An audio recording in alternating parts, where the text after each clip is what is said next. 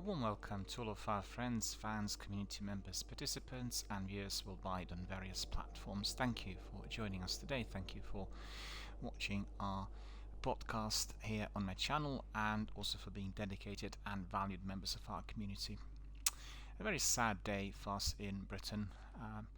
His Royal Highness Duke of Edinburgh passed away aged 99, and we are shaken and deeply distressed by this rather dreadful, sad news that came to us earlier today. And we will be remembering his lifelong dedication to the country and the service he provided for so many years in the hours, days and probably weeks to come. So indeed all of our activities in Britain will be affected by this. We probably will have a few days of mourning, and there will be gun salute tomorrow as well. That will be completed in respect of his life, and as it does happen with all the people from the royal family, we want to be showing our appreciation to the service they provided to us as citizens and the country overall. So today we'll be looking at various things which are of course gaming world related.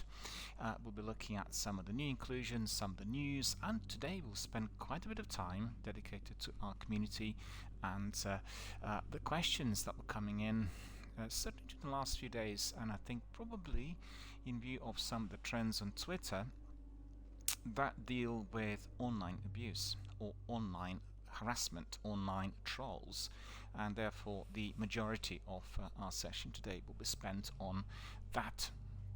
So first of all, I want to tell you I had a very good day yesterday. Had a very good dinner, had a nice stroll to my neighbouring town. Sadly we're not having any more of that wonderful warm weather that was indeed greatly appreciated during our Easter weekend. It's been a bit nippy and a bit dark and a bit cloudy. I had expected quite a bit of rain, but so far none of it arrived, which indeed was great, because I do not fancy walking to my dinner and yet again getting through all of that muddy terrain that always is paving the way between our two towns. And generally a very good leisurely period of my Easter break. I've not played many games, and as I told everyone during the last few days, the Outer Worlds and Yakuza have been taking up all of my time. I've not played Outriders because of the technical issues, and technical issues are persisting still, albeit they're well documented on the Outriders Twitter. The developer Pip Can Fly have been very attentive to all of our questions, concerns and messages, and they're telling us literally almost minute by minute on all that is being done in order to improve the game. The problems caused were primarily by the multiplayer. The multiplayer is causing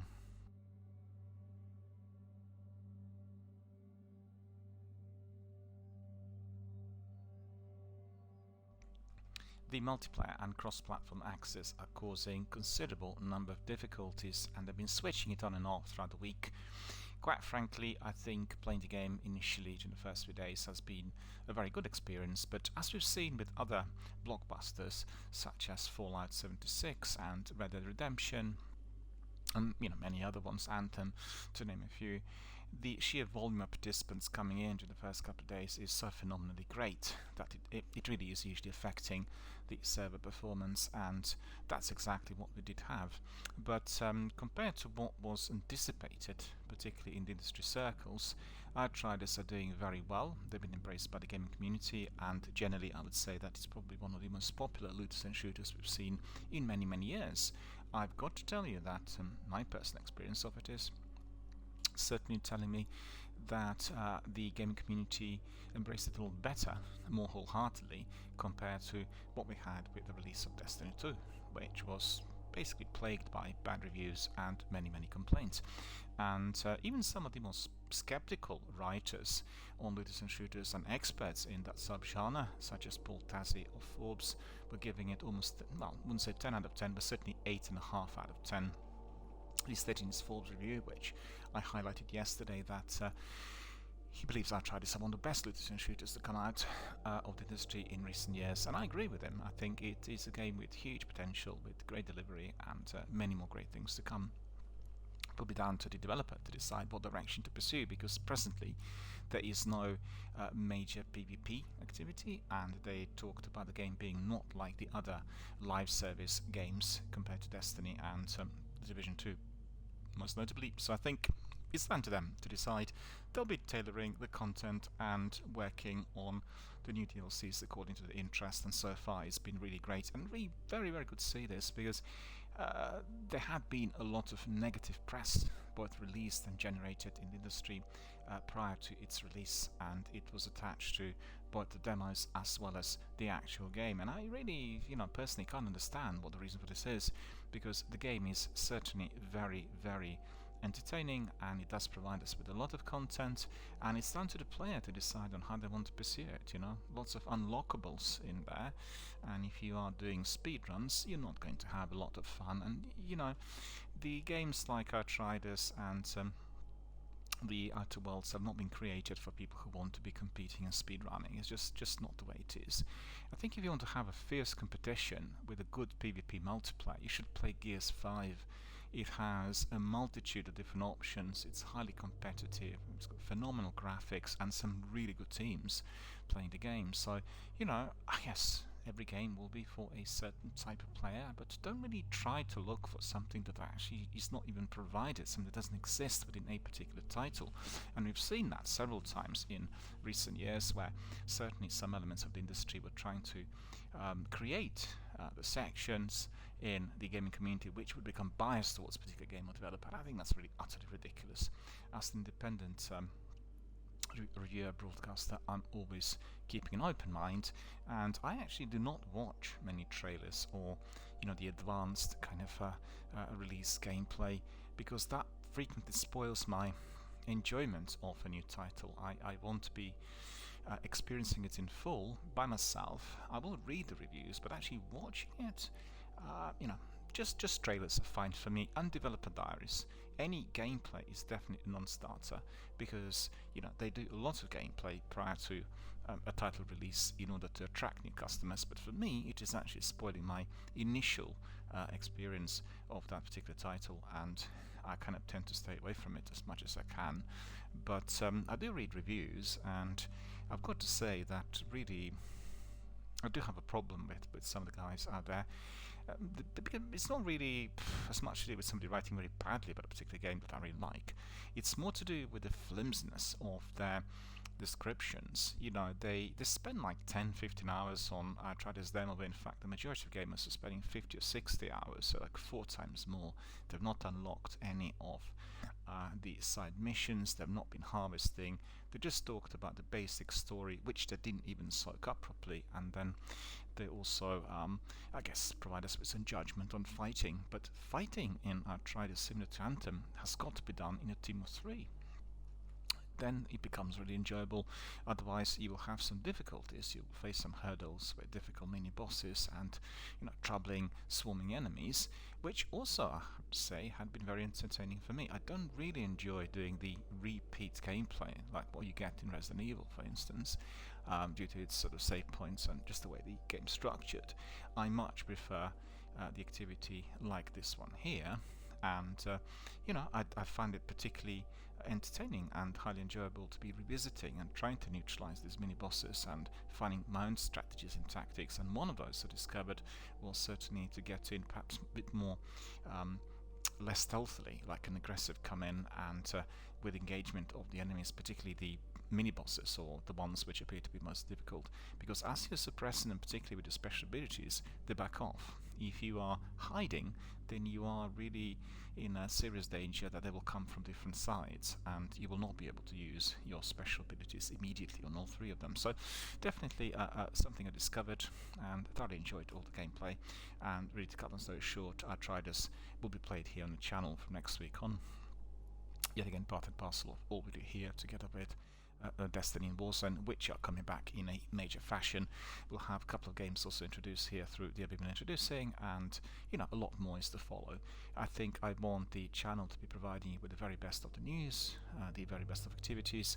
I want to introduce the games I find both of interest and the ones that turn out to be very entertaining. Not necessarily the ones that are being recommended by the press, but those I personally discovered or have been recommended to by various members of my community, and we've seen quite a few on this channel in the course of this year so far. So it's been a very, very hectic period, I have to say, since Christmas, and this short break has been really greatly appreciated, and it also gave me a bit of time to tackle or look at some of the games which I'm not streaming.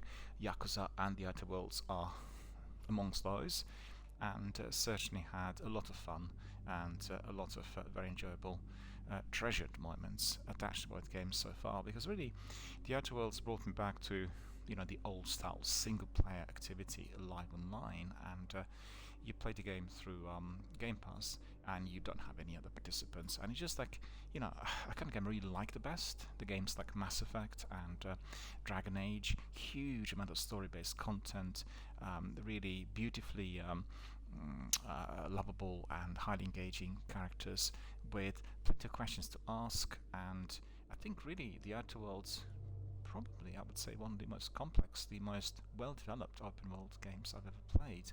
I was really astonished by the number of options you were given, even when you talk to some fairly insignificant NPCs. And that game is very time consuming, so for anyone who's interested in doing it fast or completing it as soon as possible to get the achievements, don't forget on Xbox Game Pass we get lots of daily, weekly and monthly quests, and a lot of people are collecting these in order to claim their Microsoft reward points, and they can redeem them for various things, inclusive of sweepstakes and, most importantly, the monthly subscription to Game Pass, the ultimate subscription. And I use that. Obviously, I use my points for that option, which is always useful. I've done it already, I think, twice during the last year, but it's really hard to get these points.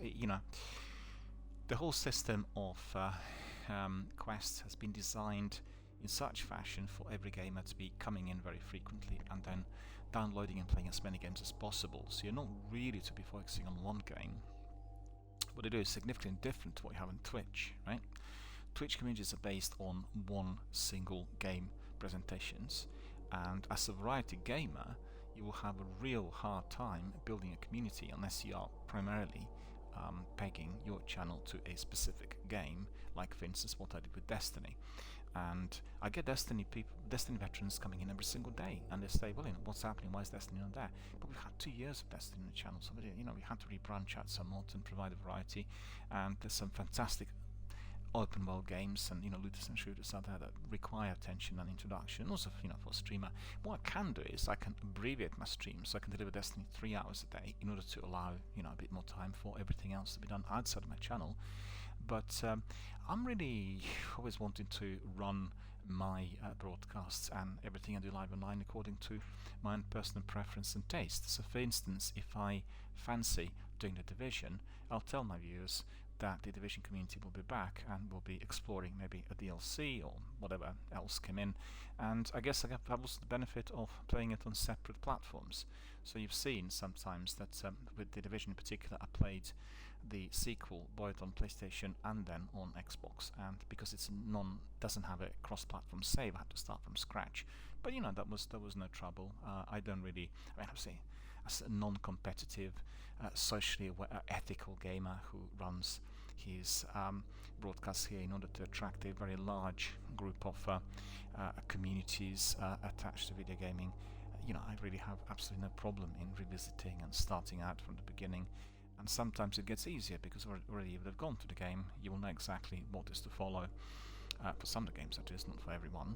And you can probably up the difficulty level, or maybe you can play differently. The massive big AAA blockbusters today offer you that. I mean, certainly Division, Fallout 76, Destiny are these kinds of games. So you see with Destiny, for instance, you can do a rerun 3 times on 3 separate Guardians, and you can experience it quite differently because the special abilities are significantly different, and you can do it together with your community members and friends, and just absolutely wonderful type of activity. And for myself, I think I've OD'd on Destiny somewhat because of the magnitude of streams, and it was all tied in with my broadcasting.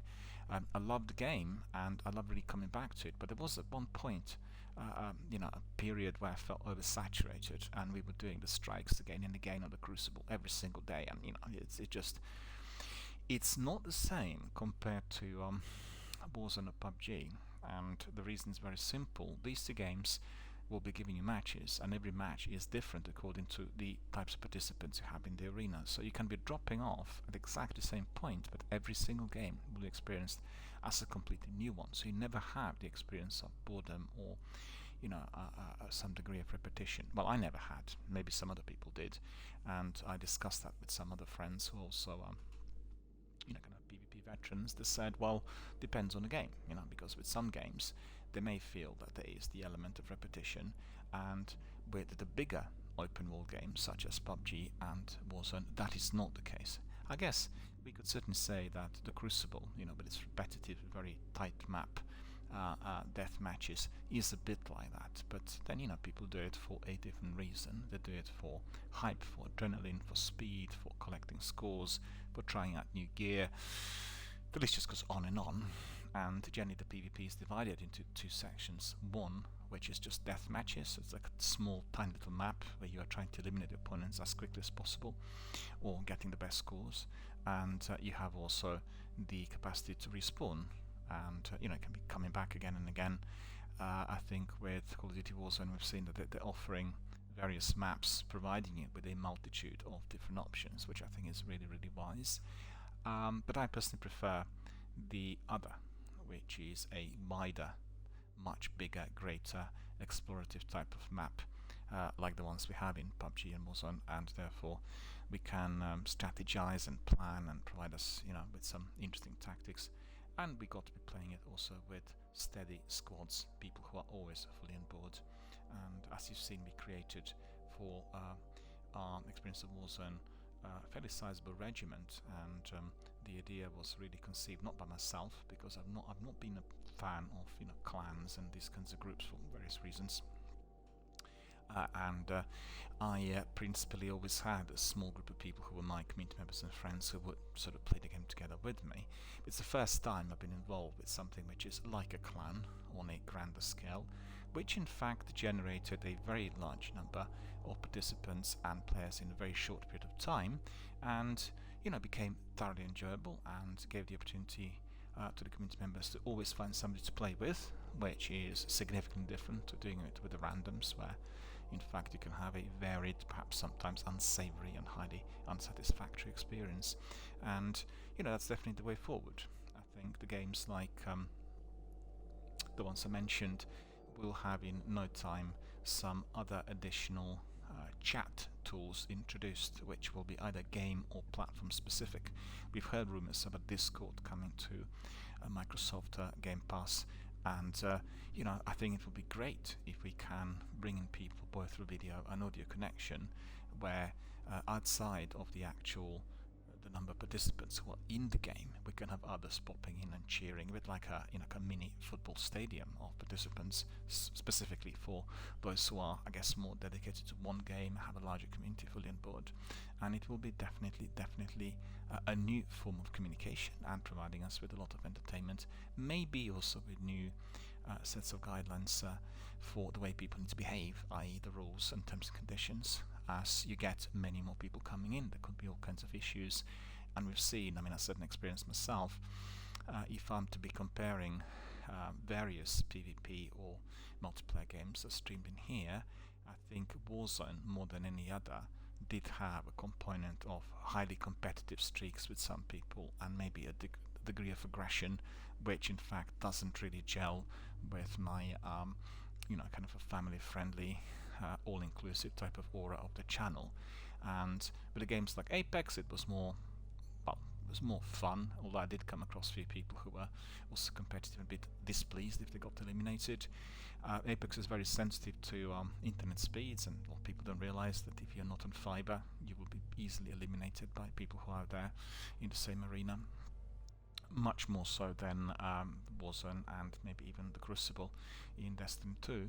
So it all depends on how the game's set up and how the servers work, how they're detecting both the ping and the entry speed. And if you get any form of latency, you stand no chance unless you are playing with two people who are on very, very fast, super fast internet. Therefore, they can both help you and rescue you. So the idea is to be always fully kept abreast, always fully in sync with all that's happening in the industry, and therefore we want to be carrying on with the most popular games and also exploring the world, because don't forget, all these games and communities are like a massive big living organism. They're constantly evolving, and they're all dependent on the types of people that come in.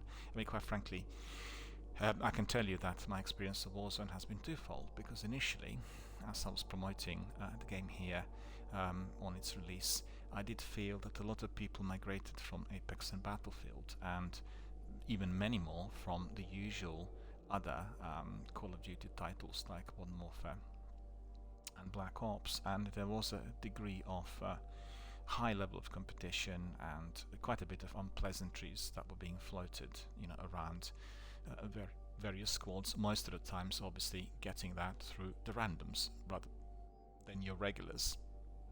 And this was at a time when Warzone was still one platform specific. It was non-cross-platform. Once they made it accessible to all platforms late in the year, which was I think in about June or July of 2020, the overall number of participants massively increased, and we had quite a variety of different gamers coming in, and therefore I was able to build a very family-friendly, very communicative and very entertaining hub here on my channel for the game, because I think we just had a much greater number of people coming in who otherwise would have played not maybe Call of Duty but some other interesting other video game titles, and that provided me with the opportunity to create a very family-friendly forum where people really fully connected, and it became a proper social network for every one of us for about 6 months. We did have a couple of competitive players coming in who I really did not appreciate, and some of them are no longer parts of our community, be it voluntarily or through the moderators. And I think generally, if you are running a community which is based on having fun and good communication with everyone else, the guys who are pursuing their own agenda are really highly toxic, and they can affect the rest. And I'm personally very careful about that sort of inclusion. I think it's always fair and square to bring in maybe a couple of competitive players to a multiplayer like Warzone or Destiny or any other, because if you build a clan or if you build a community, you will always have some other guys in there who can be playing really in a very family-friendly, non-competitive fashion, but they are after the best possible results and scores. So when they find somebody like that, they may be able to hook up and then do the gaming outside of the actual live broadcast, which is obviously perfectly good. And our communities do not have to be operating just when the broadcast is on live, but the idea is to be just bring people in from everywhere, and they can connect according to the time zones and regions where they live in, as well as to according to their own gaming preferences. So our experience is very, very good, but I just want to stress that once we get back Warzone, we'll have a specific new selection of rules. I did have some feedback which was indicating that my community was swinging towards maybe some elements that were not appreciated greatly, right? And the new rules will obviously make sure that this doesn't happen. I mean, there's nothing major. It was just that we felt all very much at home with each other, and the bonding was so close and so great, like never ever previously seen in any of my online communities.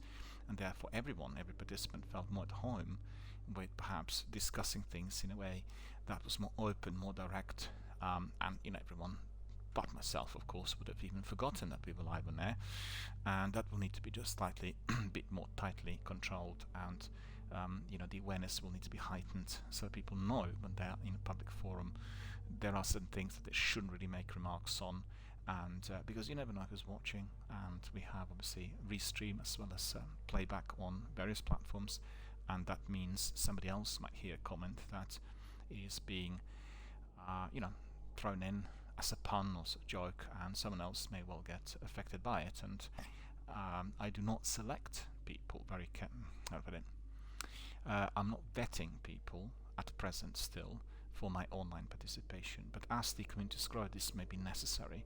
I just had a message it was a private message in fact, from Twitch, that was indicating a few changes to the rules, and in view of the discussions I had with Twitch team, they have been responding on a kind of more direct email type of basis with some advice and tips and some other descriptions on what's happening within the company, what they're doing in order to create a much safer, much more kind of cohesive, ethical and family-friendly environment.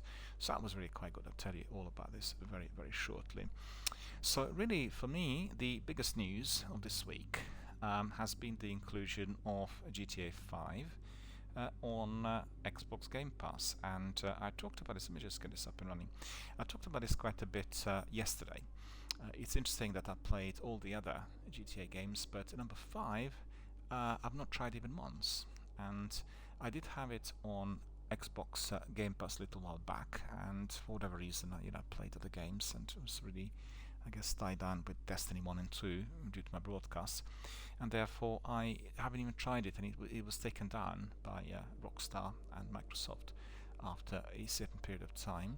It's come back, and in this instance we're also having a combination of the full game together with online, so it's similar to what we had with Red Dead Redemption 2. So I'm not sure what the departure date is for the game, but quite frankly, I'm not really very concerned because I will be doing it in smaller chunks, maybe half an hour, 40 minutes every day. It's very easy to play GTA, as similar to all the other open world games with selected quests and missions. You just select the one you want to be doing, and then just once you've finished it, you can just depart to do something else. It's not like the live service games, PUBG, Warzone, Apex, most notably, or maybe even Destiny to a degree if you're doing the Crucible, where you feel kind of driven to perform better. You need to do another one. I don't have that drive, but I certainly think that amongst the three I mentioned, Apex probably is the one that would have been driving me more to that kind of be better next time compared to the rest, and it's to do with the way the game is. Maybe less so in recent times as they reduced the number of participants, and the game became a lot more tactical, a lot less of a deathmatch, particularly from the very beginning, and really thoroughly enjoyed it. The recent seasons and all that I've seen have been very, very, very rewarding and thoroughly enjoyable. So, if we are looking at GTA 5, anyone who's on Xbox will be able to access the game more or less straight away through the Game Pass, and you need to simply click on get or install, and you will get all of that massive big content. As I said, it's very similar to what we did have with Red Dead Redemption 2, a wonderful, wonderful open world game, also delivered by Rockstar. I mean, we can always think that it's the same system, it's just a variation on the theme. In Red Dead, you're riding a horse, you are going from town to town, you're being chased by various characters, sheriffs or hoodlums, and you're getting the same sort of thing in GTA. The only difference is in GTA you're driving, you have obviously a different city, a different location with different characters, and all of that indeed is part and parcel of what Rockstar are the best in doing. So for me, that's the very best news in the course of this week. Very, very happy.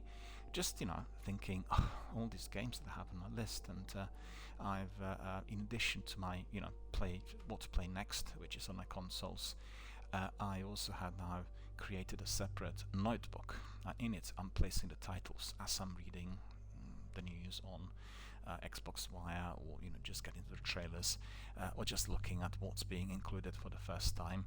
And it just seems to me that there are so many different titles, and it's so hard to catch up with everything. So little time, so many titles. But I'm doing reasonably well, and although I have to accept the fact that sometimes I can't be finishing all the games that I'm looking at, I'll get a very good experience by doing a chunk, and certainly be able to provide you with some feedback and my own personal thoughts and views on how a particular game would be performing. And certainly the streaming services on Xbox and PlayStation have given me this wonderful opportunity to be able to enter so many different games. I mean, many more than ever before, and it's really curious. There's a podcast on Larry's and Jeff's it's on Xbox YouTube channel, but one of the podcasts they've done about a year ago was with a senior member of their development team, and he talked about a sort of four-tier 4-tier development of video gaming. It's so interesting because every one of these is attached to a particular period of kind of video game history, and I can recognize every one of those because I was taking part in, obviously, every one of these over the last 25 years. So I do recall, for instance, when we had the tier 1 and a tier 2, the product, the game which you buy, and the company, the developer and the publisher, they work on the game and they finish it and then deliver it, and therefore it's out there in the shop for you to pick it up and buy it and play it. And it was a straightforward linear type of exercise. You always had to do that. Don't forget, games were expensive, and until it's only a few years back, but it was, until a certain period towards the end of the noughties, we had very few shops offering games second hand, which means that the price was still very high. And the entire industry model was principally looking at the game being made, being then promoted massively, mainly through the magazines, somewhat on the internet. And I remember, for instance, at one point, was it 2006-7, where you had in London, on the underground, the posters, which were massive big posters, in the underground tunnels, for Bioshock, for Mass Effect, for Halo, for all the big AAA blockbusters, and they were literally killing the film industry. You would have many more of these posters compared to the usual for Hollywood films, and that's gone to a degree, and I've not seen any of it in certainly recent years. I guess the marketing has gone down the route of being on the internet more than anything else, and then recently being through Twitch and streamers being the main kind of push that will be giving the greatest benefits to the developers and to various titles. So that's also been going through a form of evolution. But then on the other hand, if we are to be looking at the number of titles that you would engage with, well, first of all, there wouldn't be that many titles, because you would purchase the blockbusters or the more expensive games, and you would spend quite a bit of time playing them. And also, for a long while, there was no means to which you would connect with other community members but through chat or ICQ or various other messenger services. And all of that's gone down the route of what we have today, the level 4, a game like Destiny, or wasn't being not just a game but also a social network where you have both in-game participants, which could be connecting through the audio comms and party chats, as well as the connectivity through what we have here on Twitch, through my channel. So you make friends both ways, and certainly the participants who join my community all express the true delight that so many different people would come into the channel, and they're so grateful that they could make new friendships and acquaintances. And that's the next stage. And don't forget, we have now sort of two separate sections within what is offered. One is we can have such communities, so a game like Destiny becomes a social network, and then people come in there every single day, play just that game. On the other hand, you have services like PlayStation Now and Xbox Game Pass that are offering you a multitude of different titles. So it's down to yourself, you can stream a game for a couple of hours a day and have your social network, and then you can migrate to those streaming platforms in order to get really a very, very good overview of everything that's out there.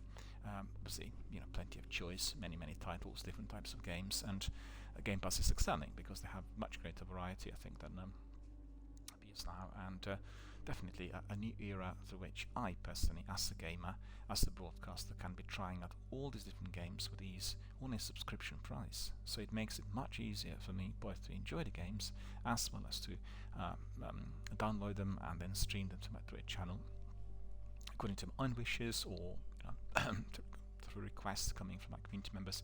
Either way, we're just living in a kind of a paradise as far as the video gaming industry is concerned. So coming back to GTA 5, definitely a game that's been on top of my list for quite a few years, and even more so in recent years. It was all about GTA Online, so I'll have an opportunity on that ultimate subscription price to try both of these with ease, and that's exactly what I will be doing. It's already been downloaded and will crack on very, very shortly with all that is GTA 5 related. Don't forget, I also played Red Dead Redemption 1 and 2. I played LA Noire. All these games, when you look at them together, are very, very similar in the concept. The strategies, massive open world, lots of riding or driving, and then many different campaign missions, side quests, and plenty of activities. And from what I gather, GTA 5 probably the biggest, the most complex game ever produced. But to tell you the truth, my experience of Red Dead 2 was also very similar. It's just a complete masterpiece. It's an absolutely wonderful game, and you can play it in all sorts of ways, and yet again, both off and online. So instead of going through all the news and all the bits and pieces that we usually do, we'll be now looking at the most important, and that is the community content. I think in my recent podcast I've not really read out that many messages that would have come from our participants. It was Easter, and we're taking a bit of a backseat. But 2 days ago I had 6 messages coming in from various viewers, and some also from my associates who are streamers. They all talked about the fact that they're experiencing some degree of trolling and what they would consider to be abuse online as they're doing the streams. And sadly, I've got to say, each one of those was coming from a female streamer. So it tells me, in addition to what I've gathered through Twitter, Facebook, and all the other hubs, as well as the some articles, that female streamers are a lot more vulnerable to that degree of harassment compared to the men, for whatever reason. And most importantly, each one of those female streamers is running a competitive game on the channel, or they are doing a competitive style game through some forum, and they keep receiving really very bad messages which are offensive in every possible way through, well, some messages are being launched at them in terms of their appearance if they're obviously streaming through with their video cams on. Others are attacking their performance or anything else that they said, and they're nothing else but simply abuse and trolling, being malicious and malignant in order to inflict pain and suffering to somebody who is working so hard trying to deliver the very best quality content to the communities. And therefore I'll spend a bit of time today debating, discussing as to why that is, how we can tackle it, what we can do, and also we'll look at some measures which first of all can be applied. So we'll look at the messages. Instead of going through individual messages, I can tell you, we have Josie from Sunderland. She says, I stream PUBG and I received quite a number of messages of late which I would consider to be very abusive. They're criticizing my appearance, my performance, and sometimes the individuals who are simply not wanting to leave. What measures do I need to apply in order to prevent this from happening? I've written to Twitch and to other hubs, like for instance Activision, and never received any responses whatsoever. Then we have Josephine. She is in Brighton. I think we had some messages from Josephine recently, also in response to some of the questions raised here on the podcast. She said, I really quite had enough because I have a wonderful family-friendly community of people. There's always one person popping in saying something really rude and offensive, not upsetting just myself, but also all the other guys who are watching. And I really don't know what to do with these guys, because once I block them, once they're being banned, they come in under another ID, or they're using some other device in order to still disturb myself personally and my community. Please help. We had another message from Gemma. Gemma also wrote here a little while back, and she said, I've seen yesterday on Twitter there were lots of people hashtagging online abuse. I want to say that I didn't have personally that many incidents because of the way I run my channel, which is very strict and very closely guarded and moderated, but I did have a couple of people trolling and then consistently trying to make personalized contact with me, although I'm not running my streams in order to attract such individuals. I do not have any personal contact with any of the viewers, and these guys keep coming back with all sorts of unsavory requests. What is the best way to deal with this? So we had 3 messages here from our friends, and I will be telling you first of all what I believe is the best way forward. So first of all, I also want to thank you for being so kind and so detailed with your descriptions. I think what you describe is concerning the position of a streamer, because obviously all of you are streaming, some of you are streaming competitive games, but just streaming games on Twitch and YouTube. And I've heard certainly quite a few stories like this coming from other colleagues and associates. Sadly, I've read them also on Twitter, where particular streamers or gamers would be writing openly about how much they personally suffered. They felt their emotional side had been certainly under huge duress due to such individuals. And don't forget, lots of people are streaming every day. So if there's a troll, somebody coming in and trying to upset them and trying to pick an argument, or indeed upsetting members of the community, this will be consistent, and this will be affecting not just the streamer, like one of our friends said, but also other participants, and also gives a very negative, very kind of bad image that in fact is then being experienced in that channel. So just bear with me, I need to get a few things up and running in here, and I'll be able to tell you really what my methods are. Bear with me. So we have, where is it now?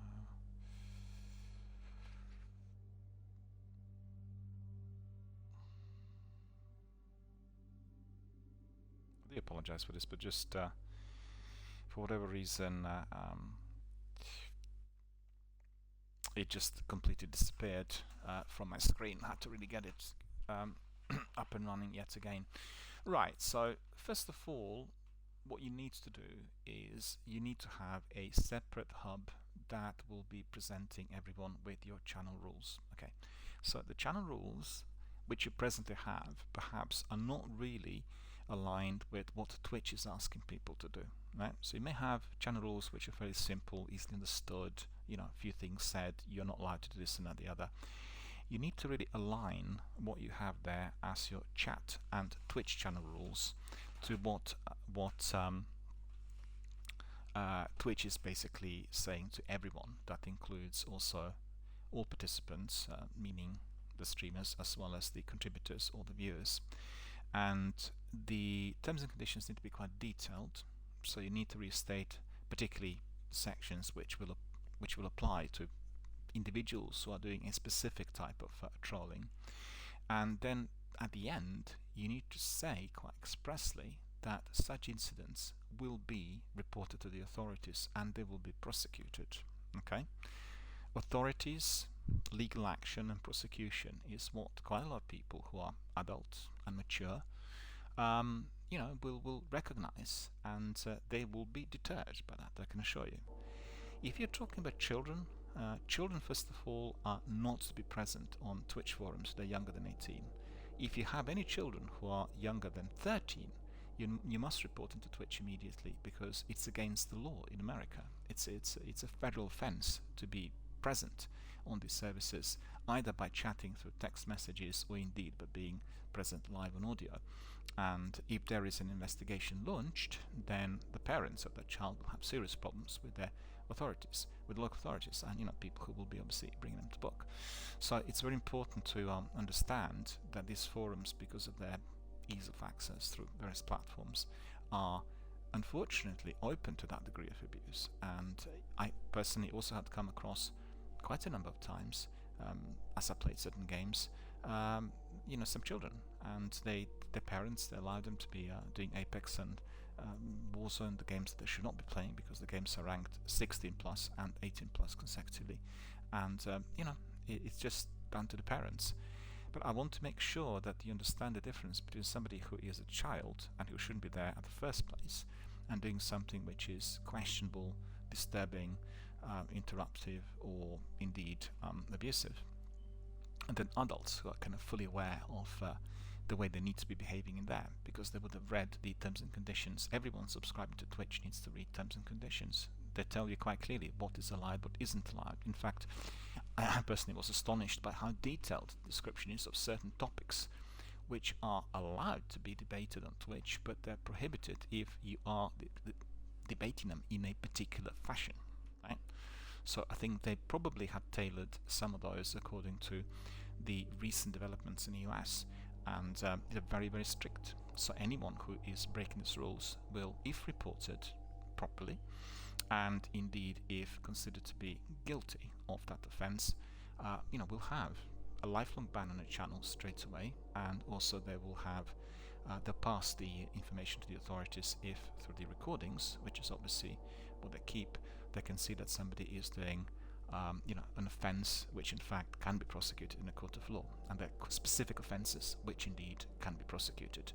I think in America it's a bit more complex than what we have here in the UK because of the way the judiciary works, the way they kind of run things through local authorities, and various states will have different types of laws, but there is certainly a federal jurisdiction for certain offences, and if people are doing things that they shouldn't be doing, there will be prosecution. And so coming back to my point, the first thing you need to do is you need to align your channel rules with the Twitch rules, right? So there's no discrepancy whatsoever. It means what Twitch wants people to do as they subscribe to the terms and conditions is like a contract.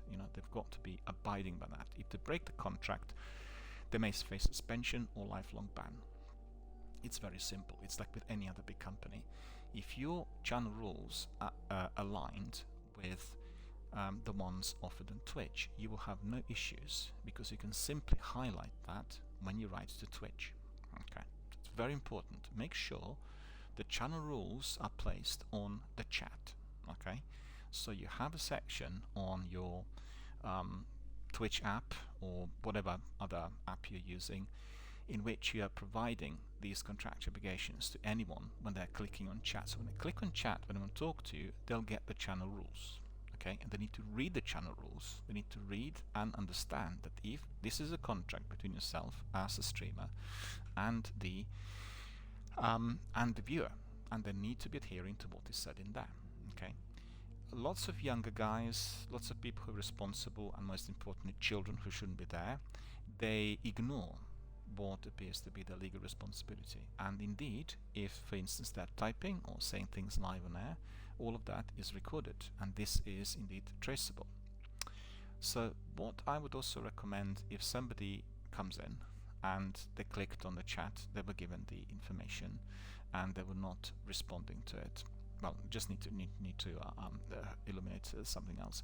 Once you've got that on the chat as the rules, you also have got to have it highlighted on your information page, right? So anyone who's streaming, and our friends will know that because obviously they've been working on the streams for quite some time. They're using OBS on for the PCs and everything else. So the section where it's the information page, right, for your channel, you have got to state these rules. They will be very clear, highlighted in red or whatever for everyone to read, because lots of people will click on the information section in order to find out who the streamer is. The benefit or the excitement, when somebody is making a contact with the broadcaster is about that personalized contact. So many people will not appreciate channels like mine. There isn't a direct personalized viewing of the streamer. You don't see what they look like, right? And that's done with a purpose, because I believe that the content we provide here is then being brought in or taken up with a greater seriousness. It's all about the way we talk. It's all about not the way we look or how we behave there on camera. It's all about the content. We want to be as methodical, as studious as possible in order to deliver all that people will be interested in. And therefore lots of people, when they see my channel, they just depart straight away. They're not interested. They much prefer watching somebody who is visible, because they'll base the judgment on how that person looks, and they will not catch up with all that's being said if they're being distracted by the actual video stream of that presenter. There's different ways of doing it. People can be seen live on air, or you've seen sometimes with the streamers who use the videos, but when they play PUBG or Warzone, competitive games, they switch off the camera. You can't actually see them, and it's a very, very good approach. You are live online and you're communicating with the community, but whilst you're gaming, you can't be seen. Although some people keep it still on. So what I'm trying to say is, it does appear to me that particularly female streamers who are visible live online are very, very vulnerable, because there are individuals coming in who will come up with some sort of a judgment, and they will be dishing out unsavory comments more or less straight away, which are completely devoid of any reality, anything to do with the channel, and that needs to be immediately prevented. So if you look at it from the procedural point of view, you have on one hand your rules. They're attached to Twitch. Anyone to chat. Anyone clicks on chat gets the rules, right? So it's a contract between yourself and the viewer. If they're typing, they need to know that if they do something wrong, they will be reported. There will be action taken straight away, right? Secondly, it's the information page and the rules need to be present in there. So that's the basics. You have got to do that. If you don't have that completed, anyone who's committing certain offenses could say he was not aware of the fact that he had the rules, right? Obviously, they need to know that the rules are there from the beginning because they're using Twitch, they subscribe to it, they read the rules, which are not yours, but, obviously off the Twitch. But you get people like this. So that's the first part. So you've done the legal bit, right? You protected yourself. How to report is the question that two of our friends asked, right? So the way I do it is I use external moderators, right? So external moderators will spot certain kind of activity which is clashing with the channel rules. On my channel we get this very, very rarely. The reason for that is simple. I'm a mature gamer. I come across as somebody who is not a teenager. I'm not a youngster, right? So I have no interest in discussing these kinds of youthful types of issues, which could be based on certain trends, certain puns, and and people see that straight away. They're not interested. They will not come to my channel at all. This is a problem for younger streamers because many of those trolls will come in because they have some sort of undisclosed interest. Frequently, that interest is based on the streamer's appearance rather than the content or the quality of the works that indeed they provide. So, for instance, if you have external moderators, they will help you tremendously in filtering out that content, and they will be taking action on your behalf. Therefore, you're depersonalizing the entire transaction, right?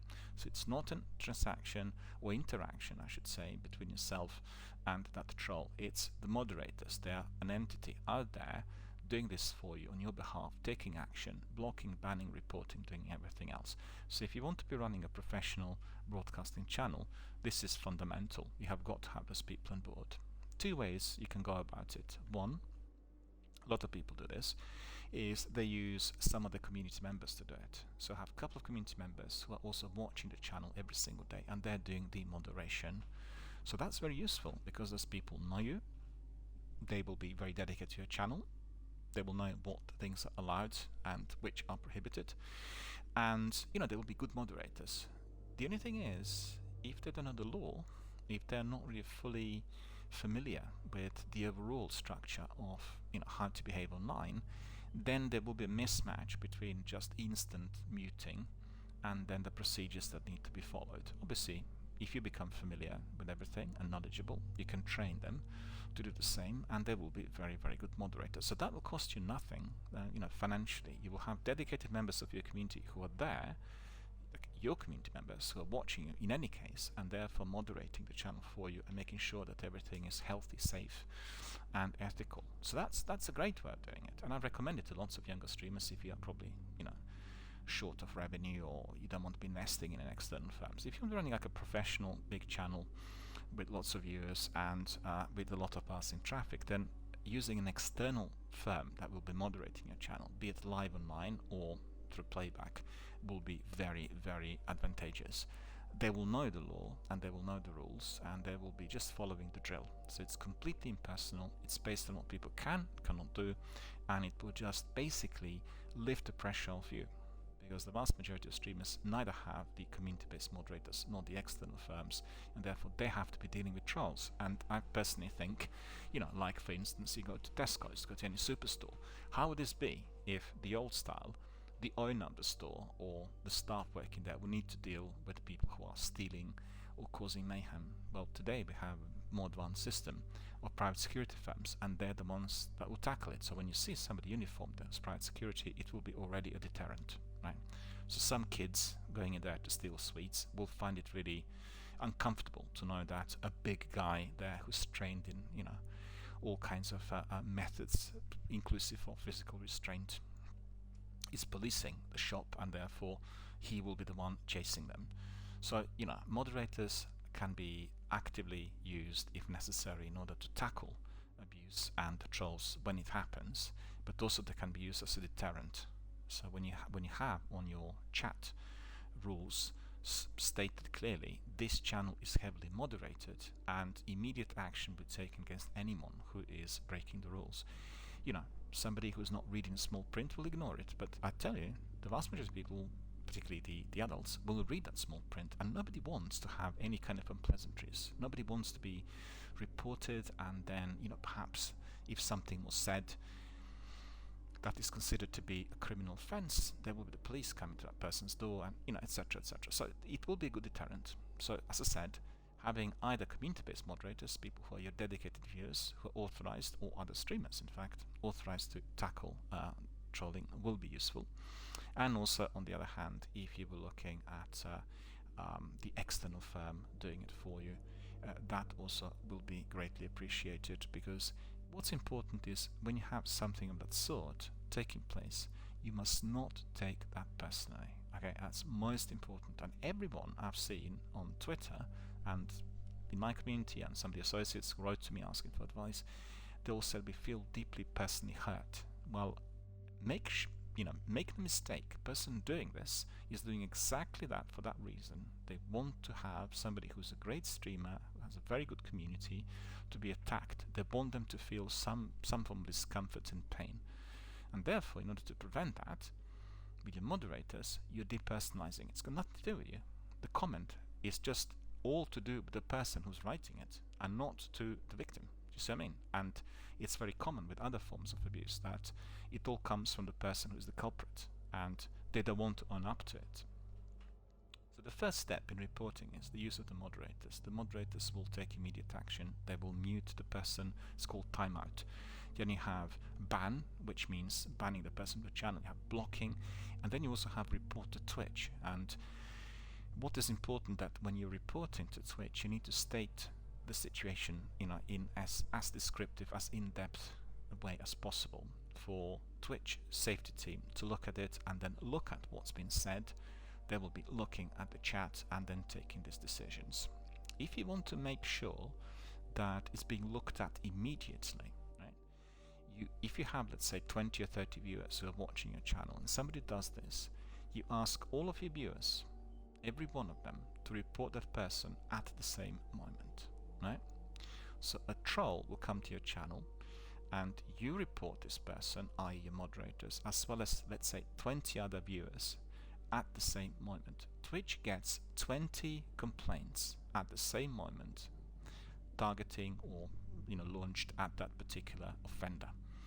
They will have the individual will be flagged. So as soon as they're flagged, because what's indicated is that this person is causing mayhem in someone's community, you will have a person looking at this interaction. They'll be looking as to why this person is being reported so many times.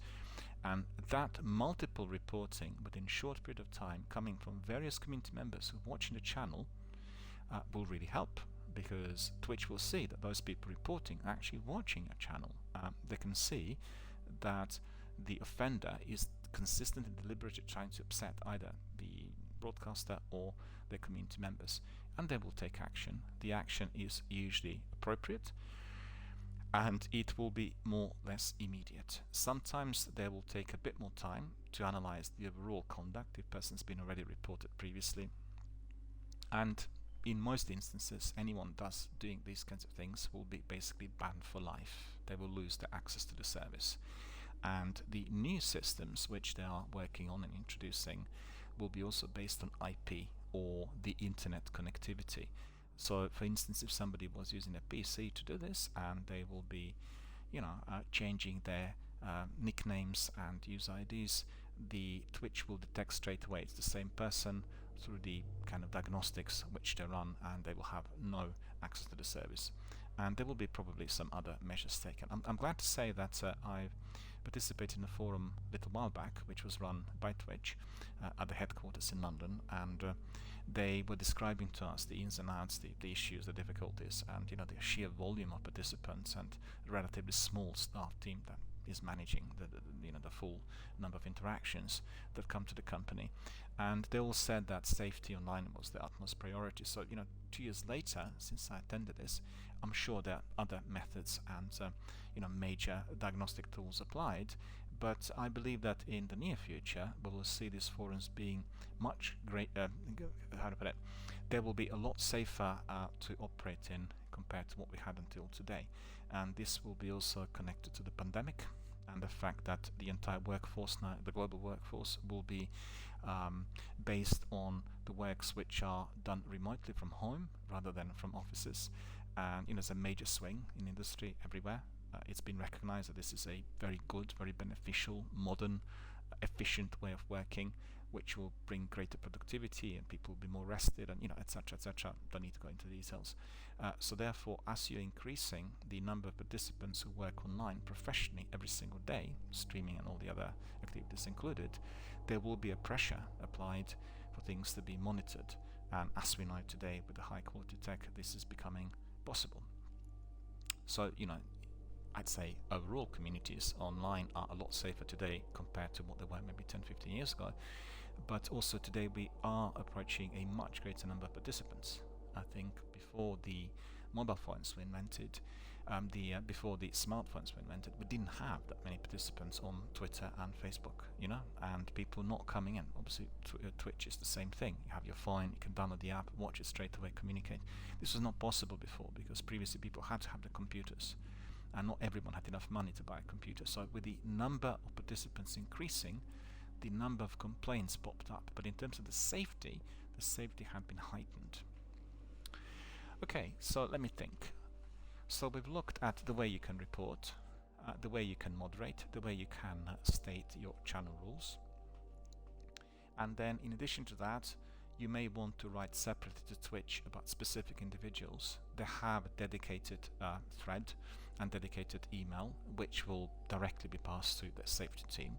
And as you do that, you are going to be able to get some degree of response from them after the investigations. Generally, I know that one of our friends who asked these questions today, she said, I wrote to Activision and I wrote to Twitch or to YouTube, I never had any responses back. This is because you were writing to them through an email that generally is run remotely. It's like automated responses. You haven't gone to the email which will have like a customer service team looking at specific complaints. And generally these companies do not volunteer this information, but you can be requesting it and you will get it, after you request it several times. I wouldn't like to say any of these specific emails live online for obvious reasons, but you need to approach them through the standard email and then express the difficulty, and they will get back to you. The safety team will get back to you, and you will have a personalized response from somebody that is attached to the safety team. You'll be able to communicate and debate things with them, and they're very supportive. They want communities to be as healthy and as safe as possible, and certainly in my experience they really helped me tremendously. Although I have to say I had very few incidents of trolling or harassment on my channel. And the reason for that is simple. As a mature gamer, professional broadcaster, person with a lot of life experience, somebody who worked in the legal profession, I should say legally defined professions, people really realize that this is no joke. And if somebody did something seriously wrong to myself or my community members, I will make sure that they've been brought to book. And believe me, they will be. And that is a major deterrent. And I think generally the incidents that I did have were based on well, we've had one incident of trolling and hacking, which was attempted as we were doing the Iron Banner a little while back on Destiny 1, and I have to say the response from our from Twitch safety team was really second to none. They dealt with this group of trolls immediately, and they were all banned for life and lost their access to the service. And what I did was, first of all, we had reports coming from our moderators. Then I reported them personally.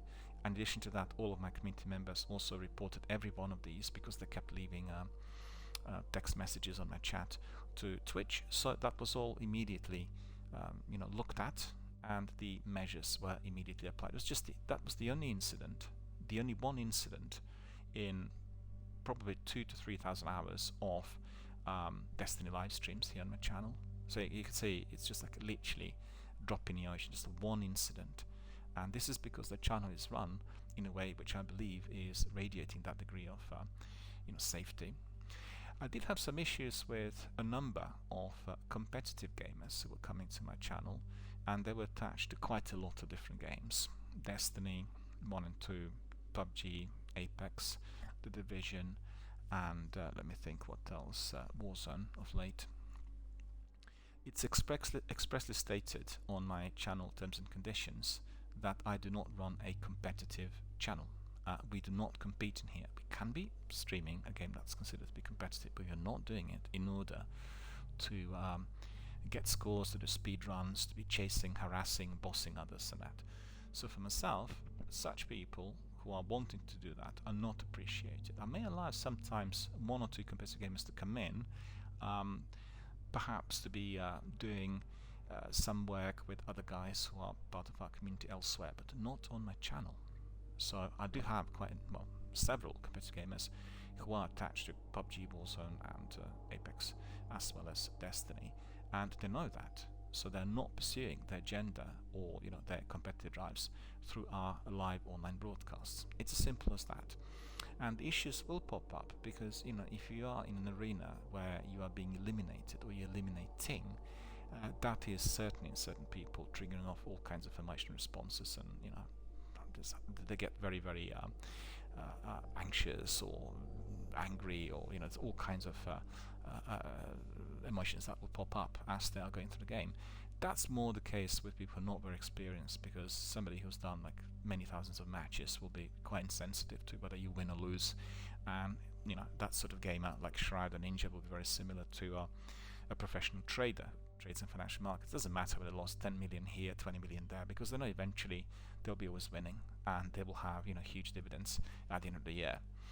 It's the emotional detachment from the activity that gives you the degree of mastery. And remember that. I'll repeat again. It's the degree of detachment you have from the actual in-game activity that gives you that degree of mastery. Anyone who becomes very emotionally attached to a game or the characters of the activity will be very susceptible to all kinds of negative comments and views which could come their way, or any comments and views, because their emotions are heightened, and therefore they'll be more prone to maybe some experiences that are not that pleasant as they're doing the streams. And that's absolutely not what we want to have. We want every stream to be entertaining, highly enjoyable, absolutely aligned with everyone, and providing the very best experience for every single participant.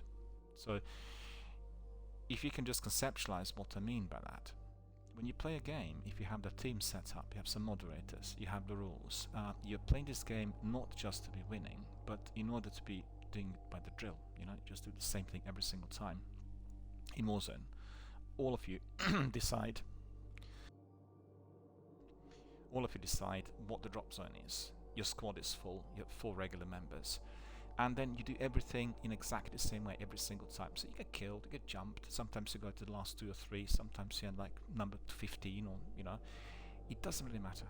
What you did was you've done everything correctly according to your drill, what you believe is protecting you, in the same way as you start at 1 o'clock PM and at 4 o'clock PM, right? You do not extend it. You need to be keeping up with these boundaries. Keeping up the boundaries is fundamental, and I've had some issues that concerned me at the time as I was doing Destiny. I did notice that my Destiny streams are usually between 10 and 3, 10 and 4 every day, UK time, 10 a.m. to 3 or 4 p.m. And due to the time difference, I would get a lot of people popping in from the US after 3 o'clock p.m. because over there it would have been like 9 o'clock p.m. a.m. and they all wanted to come in for a strike or for like a small activity or whatever. And initially I would say alright, and I'll bring them in. And what happened was, as they came in, they were quite keen on doing this activity a bit more, and therefore my session was extended, right? So I was like running over time, and I have other things I need to do after 3 o'clock p.m. which also scheduled, or other responsibilities, and I cannot be allowing this to be happening. So basically what happened a few times was I brought people in at, let's say, 2:30, or let's say if I was finishing at 4, at 3:30, so it's like 30 minutes left, and they're really kind of very eager to play a lot more. There's no mean intentions, no harm intended of any sort, but this activity was then prolonged. It just carried on rather than just be finished at 3:45.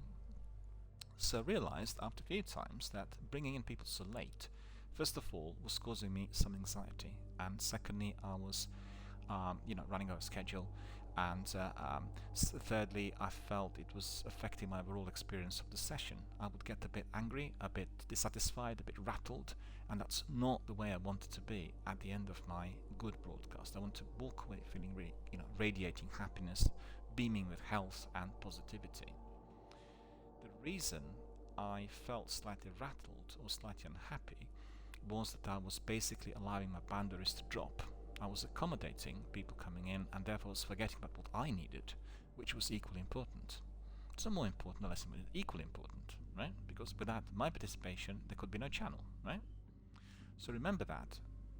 Maintaining the boundaries in terms of how you are going to be communicating with your community, as well as adhering to, the schedule rules and chat rules, is fundamental.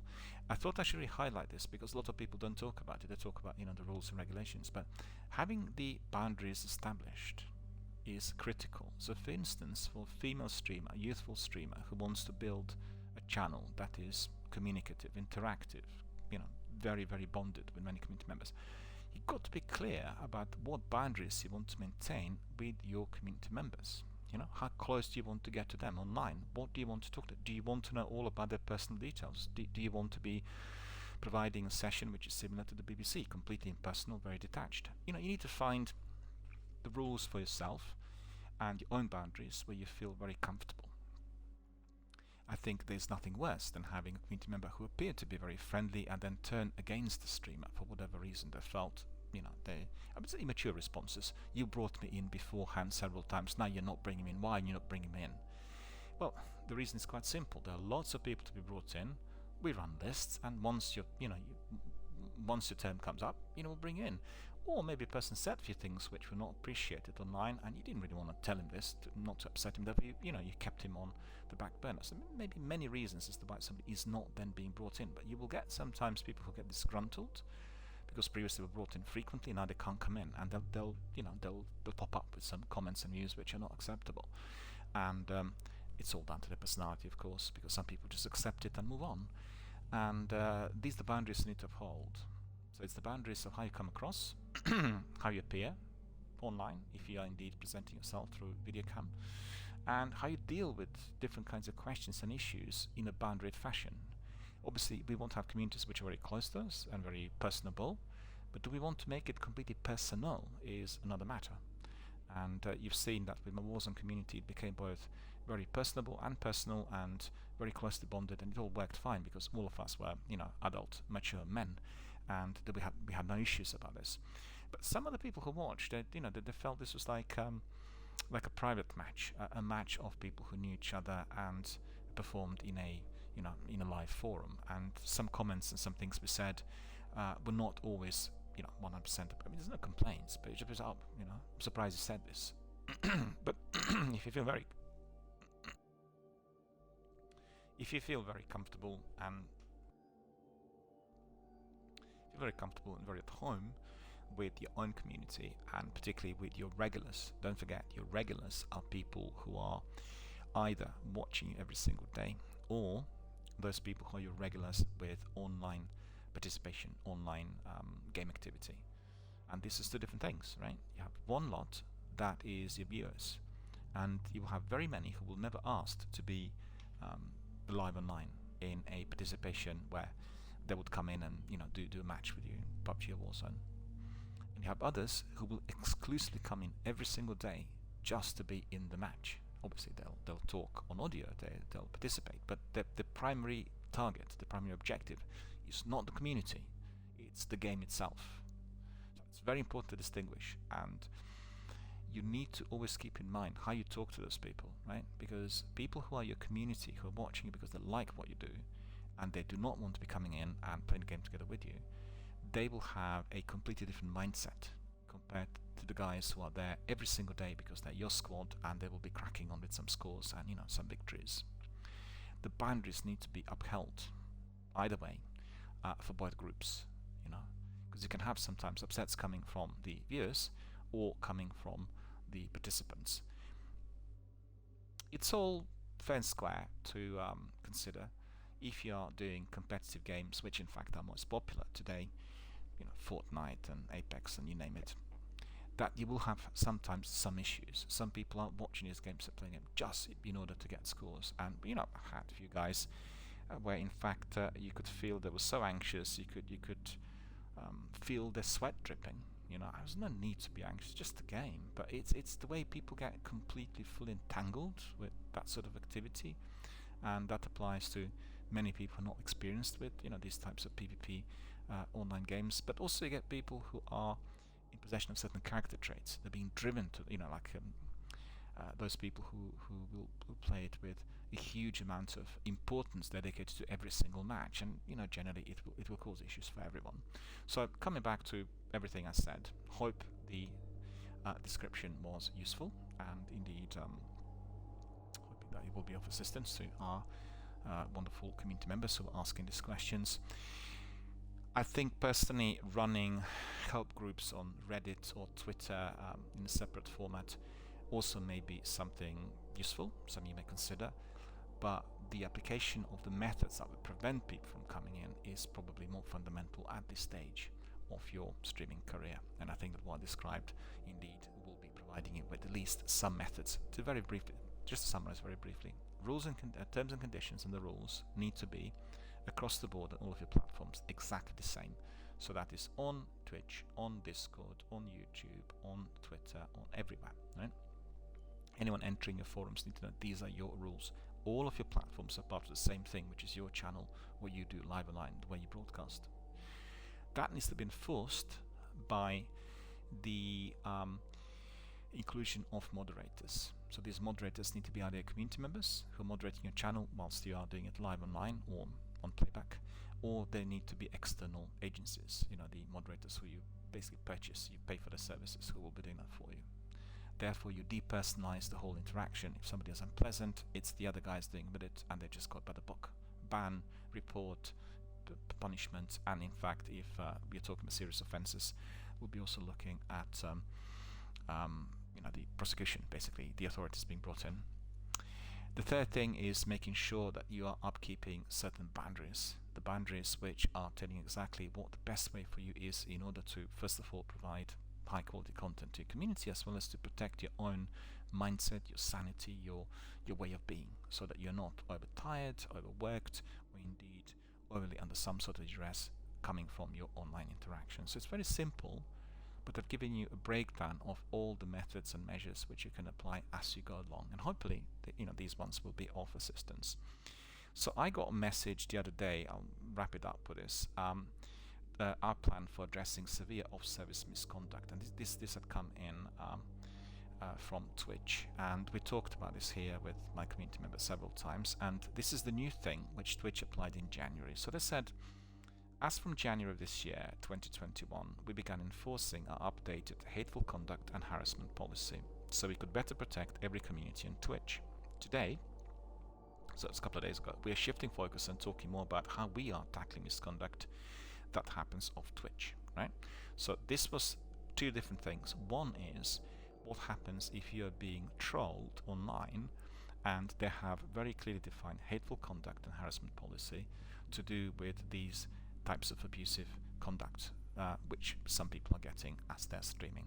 So that's one thing. But the other is what happens if somebody is stalking you, somebody is doing certain things outside of your live online forum and they actually got to know you, they connected with you through your streams. Right? So there are two categories of off-service misconduct. To be clear, this refers to incidents that happen off Twitch. So I want to make this clear. Somebody made a contact with a streamer and they basically Twitch, the platform, was the means to which they connected. And then a few months later, they began upsetting the streamer offline through whatever activities, right? So number one, Twitch will act on, right? So they find themselves being in position of, well, first of all, they consider this to be partly connected to Twitch because the meetings, the initial encounters did happen on the platform. Number one, off-service harassment related to an incident that took place on Twitch. For example, when reviewing a harassment report originating on Twitch, example, inappropriate comments in chat, we will also take into account verified related statements made on other social media services if they are reported to us. So we're looking at the overall presence. For instance, in mine, on my channel, I have Twitch, I have YouTube, Twitter, Discord. So, somebody could be trolling and coming in through various platforms and providing such comments and views. And if that is being submitted to Twitch, they will look at every one of these, even if they are not based on Twitch interaction. It's very important, it's very new. off-service behavior unrelated to any specific incident on Twitch that poses a substantial risk to the Twitch community. So there are quite a few of these, right? So I'll repeat this again. Off-service behavior unrelated to any specific incident on Twitch that poses a substantial risk to the Twitch community. This includes various acts of hate and harm, including threats of mass violence, child grooming, leadership, or membership in a hate group, and more. Off-service investigations are significantly more complex. There's two different really sections they highlighted, right? So it's one through which they will be reviewing whatever is being said on other platforms in addition to Twitch, and the other is when somebody is expressing comments or views which are considered to be full of hate or dangerous to the public, or indeed to the streamer himself or herself. Off-service investigations are significantly more complex, so we've partnered Twitch with a third-party investigations law firm with immense experience in this area to ensure off-Twitch investigations are as thorough, as swift as possible. This is a huge step forward in making Twitch safer for everyone. Right? So as you could see, they will not be doing that by themselves, right? So it's very important for you to understand, similar to what I said about moderators, you are bringing in the third party to be basically moderating and dealing with these issues, and that is exactly what I consider to be the very best way of dealing with it. And having a law firm fully involved to act on behalf of Twitch is, of course, something that we do want to have. And this is going to be, as I said, with immense experience in this area to ensure our off-Twitch investigations are as thorough and as swift as possible. And this is a huge step forward in making Twitch safer for everyone. Absolutely, because serious issues which are coming in are going to be definitely looked at and reported and dealt with through various authorities, which indeed are appropriate and necessary in such situations. You can report off-service misconduct confidentially too, and there is this address. I can't really give you this address live online, but it is indeed accessible and available. So for hateful conduct and harassment on our service, reporting through Twitch as normal is still the best option. So, you will follow the rules, you will follow the drill, you'll start reporting first, and then you'll carry on, and you'll report it initially through the kind of lower levels, and then you just escalate. So they're still safe for hateful conduct and harassment on our service. Reporting through Twitch as normal is still the option. Well, the other option is, how do I put it, when you're escalating it, somebody's doing it compulsively and continuously, and that indeed is the way you need to be doing it. Taking action against misconduct that occurs entirely off our service is a new and atypical approach for both Twitch and the industry at large, but it's one we believe, and we hear from you, is crucial to get it right. This is an ongoing process, and along with your feedback, we will evaluate this policy and identify ways to improve it going forward. Like many topics related to community health, this is a highly complex and nuanced issue. The email covers the basics, but we highly suggest to everyone to read the blog or community guidance for further details. So I received that a couple of days ago, and it was in response to some of the discussions I had with Twitch. Very grateful to their safety team for providing the information, and I'm sure that our friends who were indeed asking questions and whose questions I read out today on air will be delighted to hear that this indeed is the new method, the new system which the company had applied, and certainly it will be of assistance to not just individual viewers but to the streaming community overall. And just to summarize, they are now conducting investigations which are not linked just to Twitch online interactions. They're also based on everything else that indeed will be taking place offline through other forums, but are Twitch based or Twitch aligned. Right? So somebody who met someone through Twitch and they were continuing with that abuse after they got banned on, let's say, Discord or Twitter, will be investigated, and there is a major corporate legal firm attached now to Twitch that is going to be tackling these issues if it's considered to be serious enough. And believe you me, in America they're taking these things very seriously, considering how well developed the service is, and the only possible way through which you are going to be able to eradicate such individuals is by doing it in exactly the same fashion. Basically, people need to be brought to book. They need to be fully aware of the consequences if they say or do certain things which are completely unacceptable. Alright, so as you could see, we had come to the end of my podcast for today, which has been dedicated to how to really run your Twitch channel safely. I thank Gemma, Josie and Josephine for sending us the messages, and very, very grateful. I should say, I thank all of our participants, all of our community members and streamers who sent us several messages. I've read out only 3, but I've received 2 dozen, all aligned and linked to how to really stream safely on Twitch and YouTube. And I think the thorough analysis and description which are provided will give you at least some ideas on what you can do. And I think most importantly, you will feel strengthened. You know, you can basically take a pen and paper, jot a few things down, and just follow it. But you know, bit by bit, really make sure this is your new drill. You are reporting it in the way I suggested. You bring in your moderators, depersonalize the interaction, and make sure that if it's escalating, you are reporting it to that new department that will obviously look at it, and they will inform you personally and directly on all that they are going to be doing. They will probably inform you whether they can take up the case if it's serious enough or not, and if they're not taking it up, they'll advise you on what other methods and measures you can apply. So it's you know, it's much more advanced compared to what we had, and I'm very grateful to Twitch for providing us with all of that information.